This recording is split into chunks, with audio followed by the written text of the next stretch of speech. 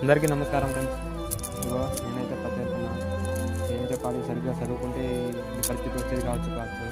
చదువుకోండి ఫ్రెండ్స్, నేను చెప్పేది ఏం లేదు, చదువుకోండి.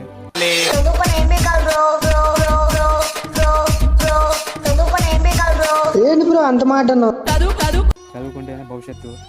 చదువుకోకపోతే చూస్తున్నారు కదా ఎట్లా ప్రత్యేకతను, అందరూ అట్లానే రాల్సి వస్తుంది. మంచిగా చదువుకుంటే బాగుంటుంది ఫ్రెండ్స్. ఇక చదువుకోకపోతే నాలుగు కష్టాలు పడతారు. చదివినా, నేను చదవలేదని చెప్పలేను, మంచిగా చదివినా కానీ మధ్యలోనే ఆపేసిన. ఇక మీరు మంచిగా చదువుకోండి, లైఫ్ని ఎంజాయ్ చేయండి. లైఫ్ ఎంజాయ్ చేసుడితో పాటు చదువుకోండి. నేను చెప్పే ముచ్చట ఇది. ఇక ఏమున్నది, చదువు ఉన్నది కదా, ఎంజాయ్ చేద్దామని, చదువు ఎప్పుడైనా చదువుకోవచ్చు, ఎంజాయ్ చేద్దాంలే అని అనుకుంటే లైఫ్ ఇగో ఇట్లా 10 రోజులు పని చేసి కూడా వస్తుంది. అదే ఎంజాయ్ చేసుకుంటే చదువుకుంటే లైఫ్ సెటిల్ అవుతుంది, మీరు సెటిల్ అవుతారు, బాగుంటుంది. సో మొత్తానికి నేను చెప్పేది ఒకటే ఫ్రెండ్స్, చదువుకోండి ఫస్ట్. పెళ్లి గురించి మీకు ఎందుకు, పేరెంట్స్ చూసుకుంటారు, చదువుకోండి ఫస్ట్. నాకు అర్థం కాలేదు సార్. నెమ్మదిగా అన్నీ అర్థమవుతాయి కానీ